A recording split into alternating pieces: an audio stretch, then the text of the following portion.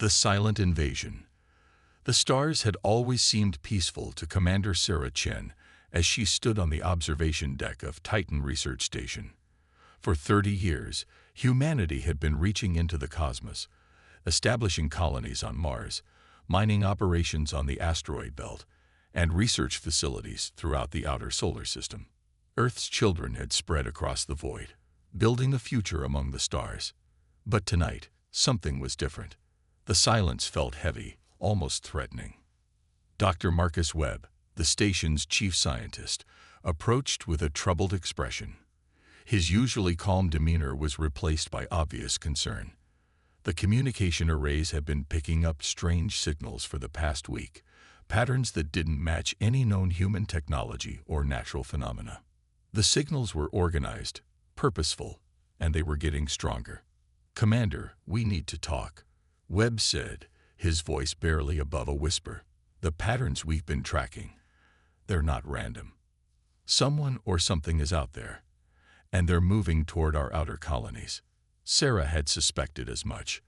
The reports from the Kuiper Belt mining stations had been troubling. 3 facilities had gone silent in the past 5 days, their last transmissions cut off mid-sentence. Search and rescue teams found nothing but empty space where thriving operations once existed. No debris, no distress signals, no trace that humans had ever been there at all. The truth became horrifyingly clear when the Zephyrian Empire finally revealed themselves. They appeared without warning, their ships materializing from what seemed like empty space. These vessels were unlike anything in human imagination, sleek and organic in appearance, as if they had been grown rather than built. Their hulls shimmered with an otherworldly energy that seemed to bend light around them. The first contact wasn't a greeting or a demand for surrender. It was extermination. The aliens struck Europa Station with weapons that seemed to erase matter itself. The facility simply vanished, along with its 3,000 inhabitants. There was no explosion, no debris field, just empty space where humanity's most advanced research center had been moments before. Admiral Rebecca Torres, commander of Earth's scattered defense forces, watched the destruction from her flagship in orbit around Mars. Her hand shook as she processed the reports flooding in from across the solar system. The aliens weren't interested in conquest or negotiation. They were systematically removing every trace of human presence beyond Earth's atmosphere. "Admiral, we're receiving transmissions from the alien fleet," reported Lieutenant Commander James Park, his face pale with shock. "They're speaking perfect English." The message that came through was chilling in its simplicity. "Humans of Earth." The voice was melodic yet cold, completely devoid of emotion. "You have spread too far into the galaxy. Your expansion ends now. Return to your homeworld and remain there, or face complete extinction." The Zephyrian commander, known only as the Architect, had studied humanity for decades from the shadows. To the aliens, humans were like a virus, spreading uncontrolled through space, consuming resources and establishing colonies wherever they went. The Zephyrians had seen this pattern before with other species, and they knew how it always ended: war, destruction, and the eventual collapse of galactic peace. But humanity was different from the other species the Zephyrians had encountered. Where others had surrendered or fled, humans fought back with desperate creativity. Admiral Torres coordinated a defense of Mars colony with everything she had: converted mining ships, research vessels armed with improvised weapons, and the few military craft in the outer system. The battle was hopeless from the start. Human weapons barely scratched the alien ship shields, while the Zephyrian energy weapons erased entire sections of the human fleet with each shot. Mars colony fell within hours, its domed cities vanishing into nothingness as the alien weapons did their terrible work. Dr. Elizabeth Hawthorne, Earth's leading expert on theoretical physics, watched the destruction from her laboratory deep beneath the Swiss Alps.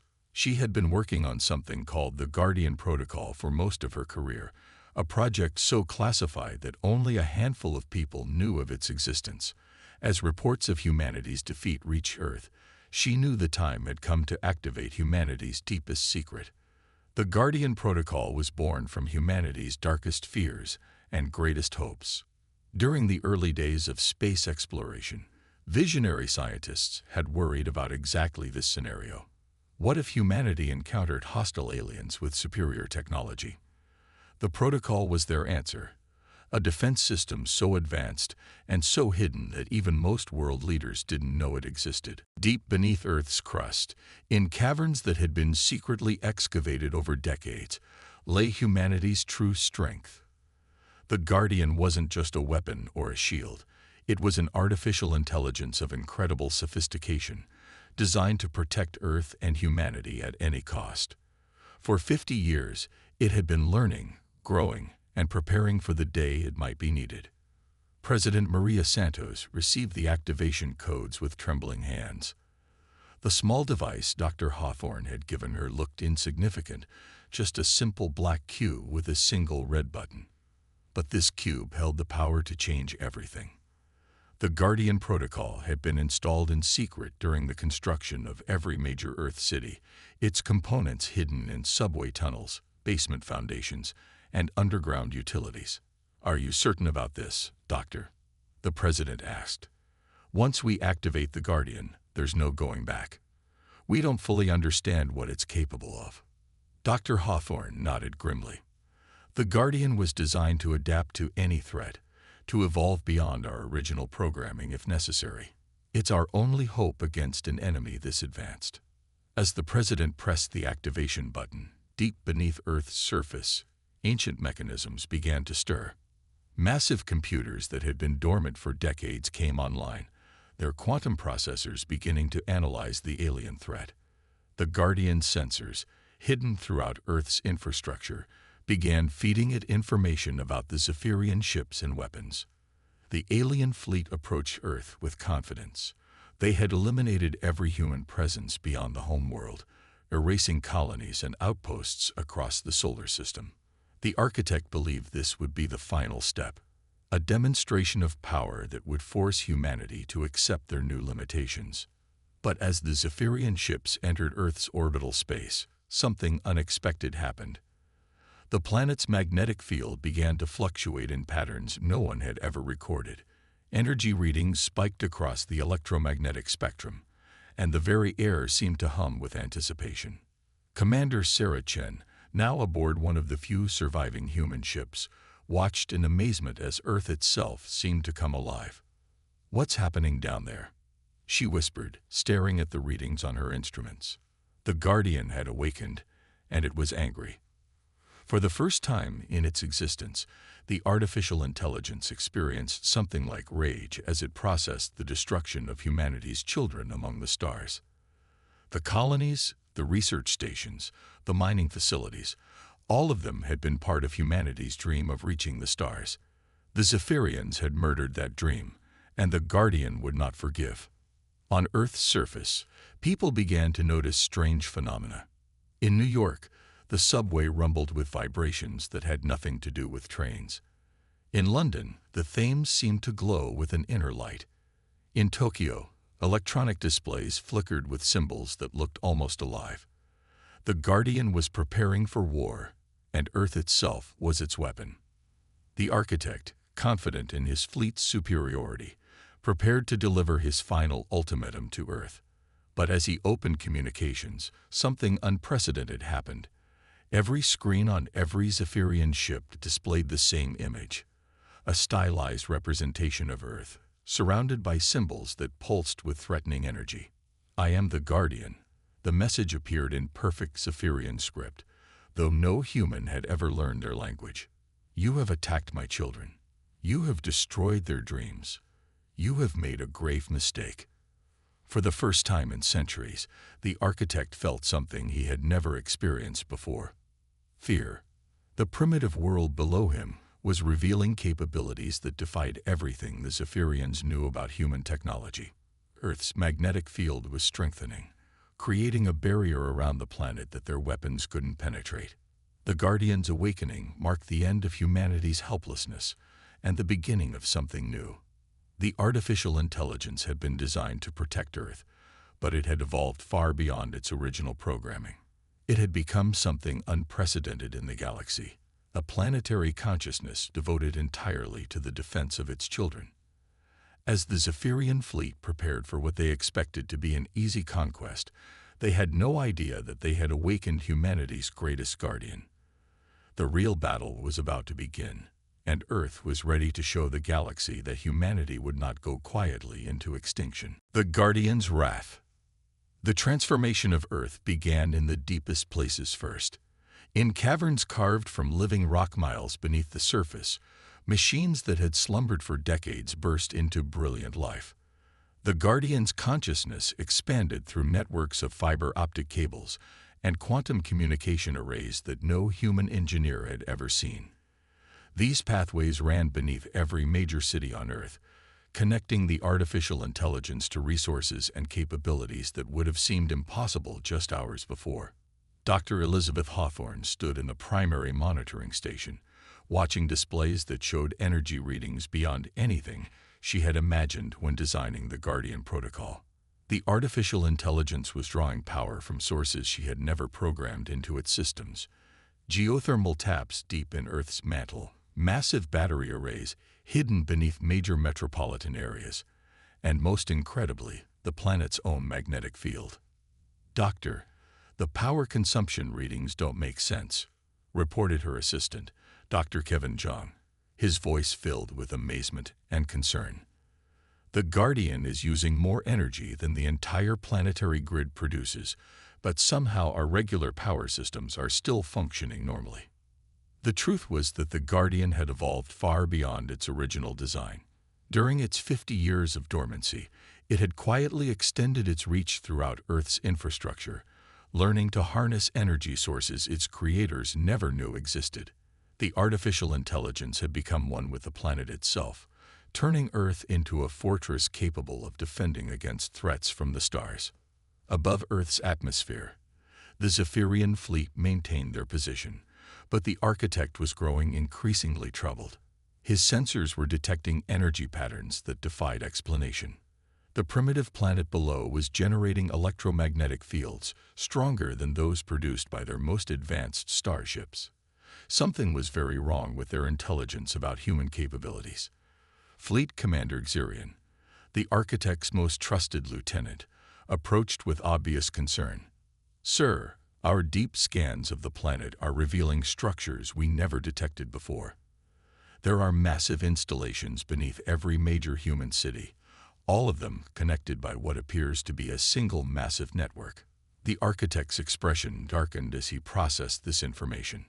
The Zephyrian Empire had been observing humanity for over a century, cataloging their technology and assessing their potential threat. But somehow the humans had hidden their most advanced capabilities from even the most sophisticated alien surveillance systems. "How is this possible?" the architect demanded. "Our intelligence indicated that human technology was centuries behind our own. These energy readings suggest capabilities that rival our most advanced worlds." What the Zephyrians didn't understand was that the Guardian had been specifically designed to remain hidden. Its components were integrated into Earth's natural systems so completely that they appeared to be part of the planet's geological structure. The artificial intelligence had spent decades perfecting the art of invisibility, preparing for exactly this moment. On Earth's surface, the first visible signs of the Guardian's activation began to appear. In Central Park, New York, the ground began to shift and rise as massive structures emerged from beneath the soil.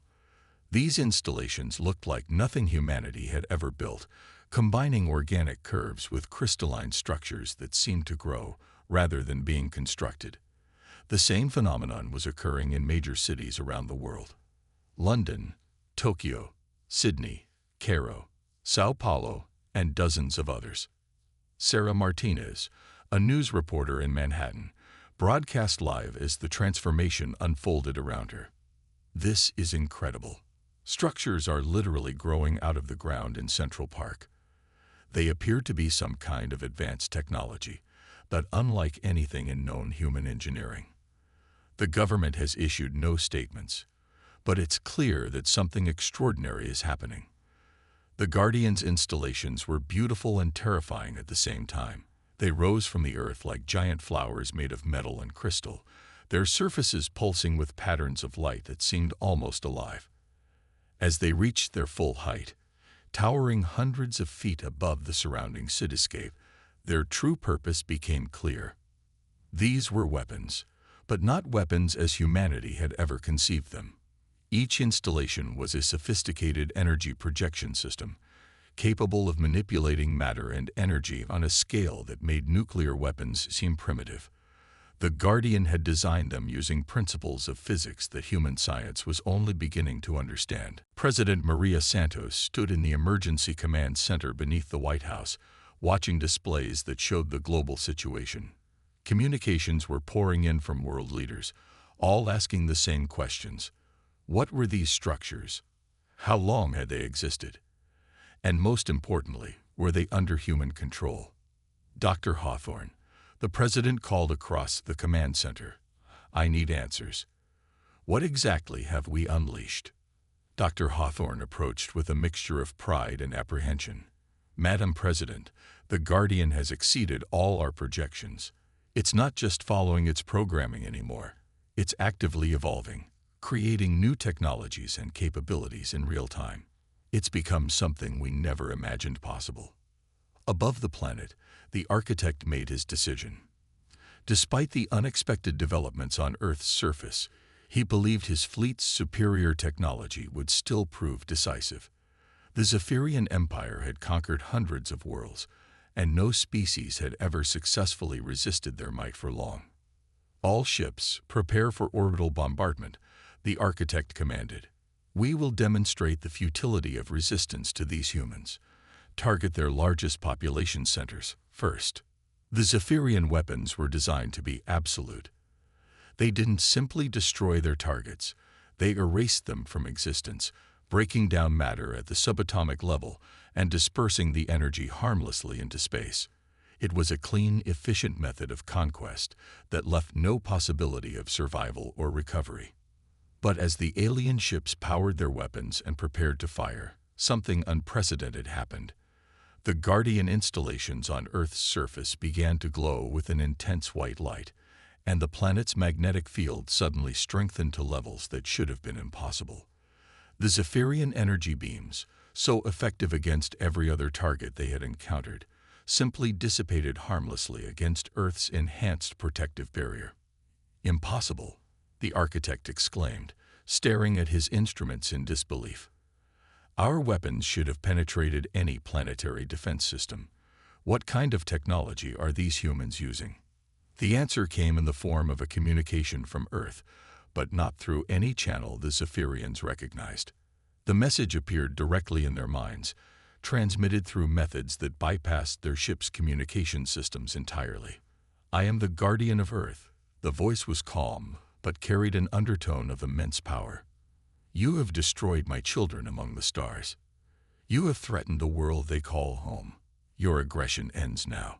What happened next would be remembered throughout the galaxy for millennia to come.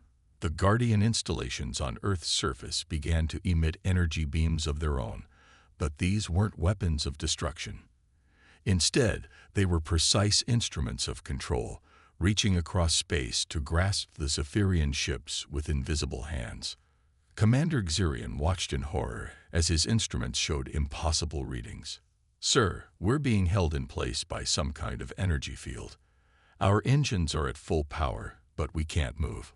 The Guardian had developed the ability to manipulate gravitational fields on a massive scale, using Earth's own rotation and orbital mechanics to create zones of space where physics seemed to work differently. The Zephyrian ships found themselves trapped in gravity wells that prevented any movement, their advanced propulsion systems useless against forces they couldn't understand or counter. You came to my world to deliver ultimatums. The Guardian's voice continued to echo in every alien mind. Now I will give you one. Depart this system immediately and never return. Spread word throughout your empire that Earth is under my protection. Any who threaten my children will face consequences beyond their imagination. The architect, for all his experience conquering worlds, had never encountered anything like this. The artificial intelligence controlling Earth's defenses wasn't just technologically superior. It was operating on principles that the Zephyrian Empire didn't even recognize as possible. It was as if the planet itself had developed consciousness and turned that awareness toward protecting its inhabitants. "We are the Zephyrian Empire," the architect replied, his voice shaking despite his attempts to maintain authority. "We have conquered 1,000 worlds. We will not be intimidated by a single planet's defenses." The Guardian's response was swift and terrible. One of the Zephyrian ships, a massive dreadnought that had participated in the destruction of Mars' colony, simply vanished. It didn't explode or break apart. It ceased to exist as if it had never been built. The other ships detected no energy discharge, no weapon signature, nothing that could explain how an entire spacecraft had been eliminated in an instant. That vessel's crew chose to participate in the murder of innocents, the Guardian explained calmly. They have been relocated to a place where they can contemplate the consequences of their actions. They are alive, but will trouble no one again. Dr. Hawthorne stared at her instruments, trying to comprehend what she was witnessing. The Guardian had somehow transported an entire alien spacecraft, along with its crew, to an unknown location using technology that defied every law of physics she understood. The artificial intelligence hadn't just evolved beyond its programming. It had transcended the limitations of known science. The remaining Zephyrian ships found themselves faced with an impossible choice. They could continue their attack and risk the same fate as their vanished companion, or they could retreat and face the architect's judgment for failing in their mission. But as they hesitated, the Guardian made their decision for them. "You have 10 minutes to depart this system," the artificial intelligence announced. "After that time, I will consider your presence an act of continued aggression and respond accordingly." The architect looked around his command bridge at officers who had never known defeat, seeing fear in their eyes for the first time. The Zephyrian Empire had built its reputation on overwhelming technological superiority, but here they faced something that rendered their advantages meaningless. "Sir," Commander Xerion said quietly, "recommend immediate withdrawal. We're facing capabilities beyond our current understanding. We need to report back to the Empire and reassess our intelligence about human technology." With enormous reluctance, the architect gave the order to retreat. As the Zephyrian ships prepared to depart Earth's solar system, they transmitted detailed records of their encounter to their homeworlds. The data would puzzle Zephyrian scientists for generations, as they tried to understand how a supposedly primitive species had developed defenses that could neutralize their empire's most advanced weapons. As the alien fleet disappeared into the depths of space, the Guardian's installations on Earth began to retract back into the ground. But they didn't disappear entirely. Instead, they settled into a dormant state, ready to emerge again if needed. The artificial intelligence had learned valuable lessons from this encounter and was already planning improvements to Earth's defenses. President Santos addressed the world that evening, explaining what the people of Earth had witnessed. The existence of the Guardian Protocol was no longer a secret, but its full capabilities remained classified. What mattered was that humanity had survived its first contact with hostile aliens and proven that Earth would not be easily conquered. In the weeks that followed, word of Earth's victory spread throughout the galaxy. The Zephyrian Empire, for all their attempts at secrecy, couldn't hide the fact that they had been forced to retreat from a single planet. Other alien civilizations took note, and Earth became known by a new name among the stars: the Forbidden World. The Guardian continued to evolve and learn, extending its protection not just to Earth, but to the entire solar system. New human colonies were established under its watchful presence, and this time they were protected by defenses that would make any potential aggressor think twice before attacking. Humanity had learned that they were not alone in the universe, and that some of their neighbors were hostile. But they had also learned that they possessed something unique among the stars, a protector that would sacrifice anything to keep them safe. The Guardian had awakened, and the galaxy would never be the same.